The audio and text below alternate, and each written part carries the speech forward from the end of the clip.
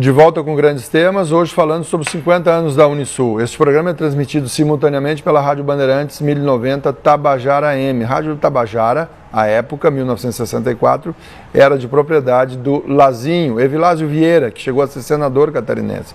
Evilásio Vieira tinha uma outra rádio em Blumenau e lá ele acompanhou fortemente a implantação da FURB. Veio dar uma palestra em Tubarão sobre a interiorização do ensino superior.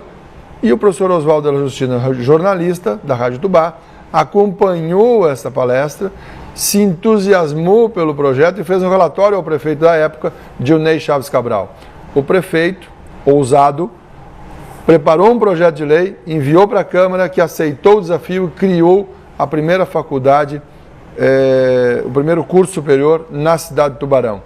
E o decreto, a volta, foi assinada, depois da Câmara, pelo prefeito no dia 25 de novembro de 64. Por isso essa data, dia de Santa Catarina, a data da comemoração dos 50 anos da universidade.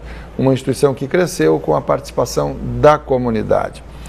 Professor, a enchente de 74, o senhor presidia a já fundação do Educacional do Sul de Santa Catarina, a FESC, criada em 67. E aí, na enchente de 74, já havia mais cursos. Foi um momento muito difícil, professor. Sim, a FESC, como você disse, foi criada 2 anos depois, porque a gente imediatamente percebeu que a autarquia, que a prefeitura não teria condições de manter até um curso só, porque a cada ano os gastos eram maiores, lógico, com o crescimento do próprio curso, quanto mais para realizar um projeto que deveria desembocar numa universidade. Então, graças a essa altura, já o prefeito não era o Dilnei, era o Estélio Boabate, graças à grande competência dele, que percebeu, apesar das discordâncias políticas que havia, ele conseguiu articular a Câmara Municipal para que ela transformasse o IMES, que era uma autarquia, como em Blumenau, né? Transformasse o IMES aqui, que era autarquia também, ao modelo de Blumenau, numa fundação. E foi esta fundação que, chegando à sua própria autonomia, à sua própria capacidade de gerar recursos, de buscar recursos, permitiu a expansão. Então, reconhecido que foi o primeiro curso de economia pelo Ministério da Educação, a gente criou criou outra faculdade, porque eram faculdades, né? Criamos a Escola Superior de Ciências e Pedagogia, formando praticamente todas as áreas do Ministério. E criamos um curso que foi pioneiro quase no Brasil também, à época, chamado Esquema 1. O senhor falou do Ministério do Magistério? Sim. Formando todas as áreas do Magistério? Magistério. Ciências e Pedagogia? Ciências e Pedagogia. E criamos um outro curso, que foi um dos cursos pioneiros do Brasil, que era para habilitar para o magistério profissionais de outras áreas. Se chamava o Esquema 1 e o Esquema 2. Engenheiros, biólogos, médicos, né, podiam fazer a parte pedagógica e se transformarem em professores de segundo grau, de primeiro grau, que não havia formados em nível superior. Ou havia muito pouco, digamos assim. Nós conseguimos criar em seguida, nós desdobramos, porque o nosso projeto era ir desdobrando por áreas. Então, por exemplo, a área do magistério, que tinha a formação do professor de Química, deu origem ao curso de Química Industrial, né? Já entrando nas áreas de engenharia. Química Industrial permitiu depois engenharia química, engenharia elétrica.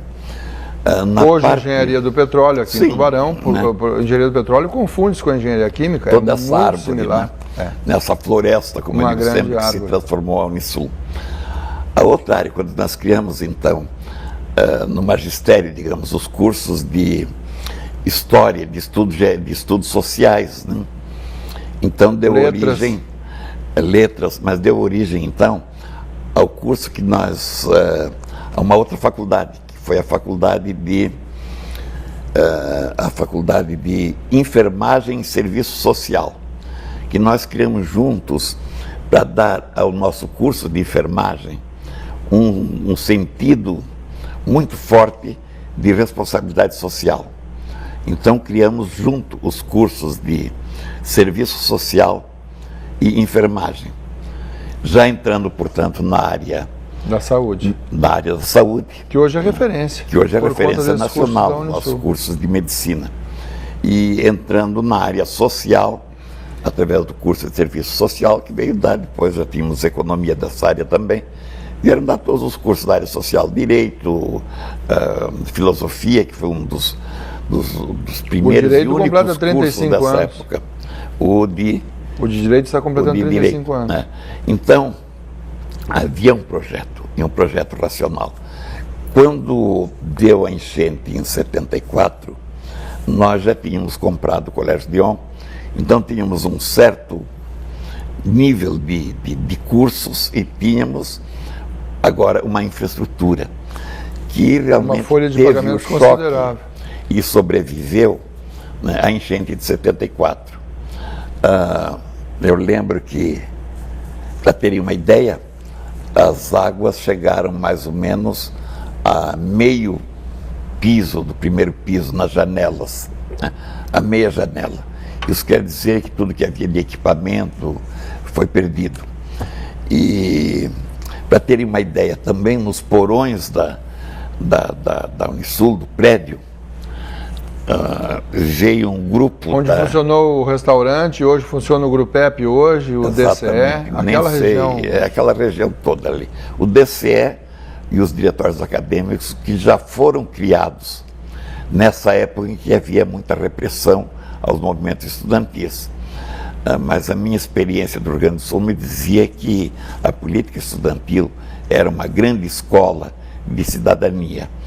Nós criamos também um curso de filosofia, que não era bem visto, evidentemente, nem pela área militar e nem pela área tecnocrática, porque eles diziam que filosofia não tinha mercado de trabalho.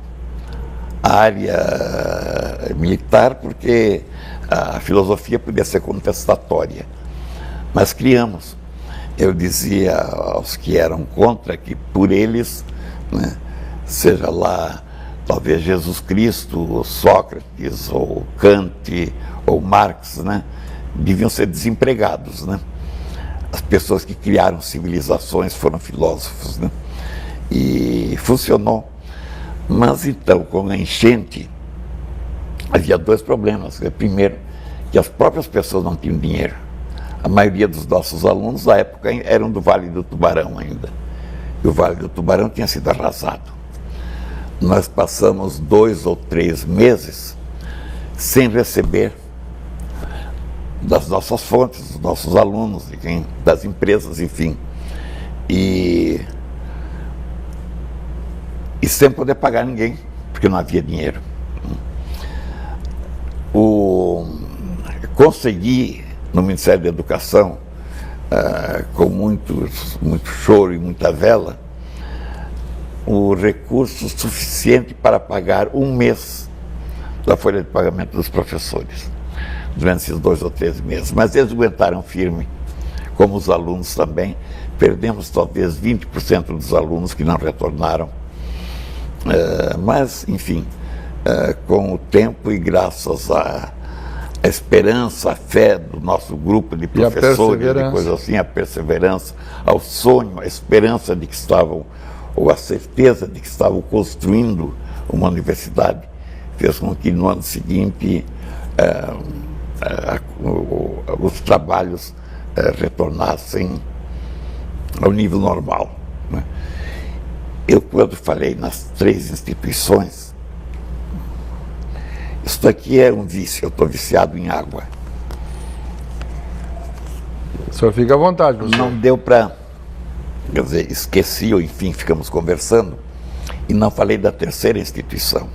Falei da Sotelca, Tractibel, falei da Diocese, e não falei da Congregação dos Padres do Sagrado Coração de Jesus. Não, o senhor falou.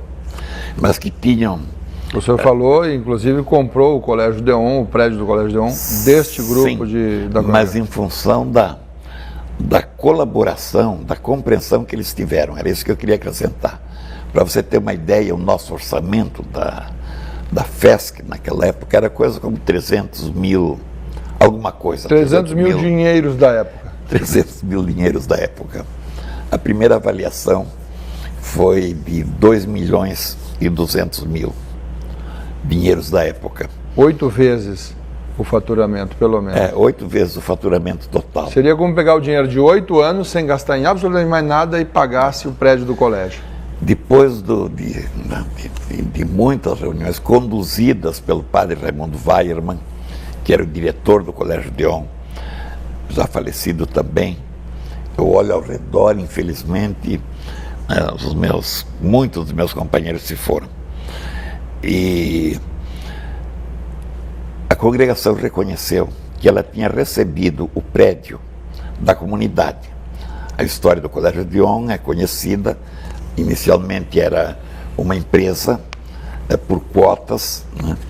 Houve 300 cotistas do Colégio Deon que doaram as suas cotas à congregação, o que representaria em torno, digamos, de 50%, né?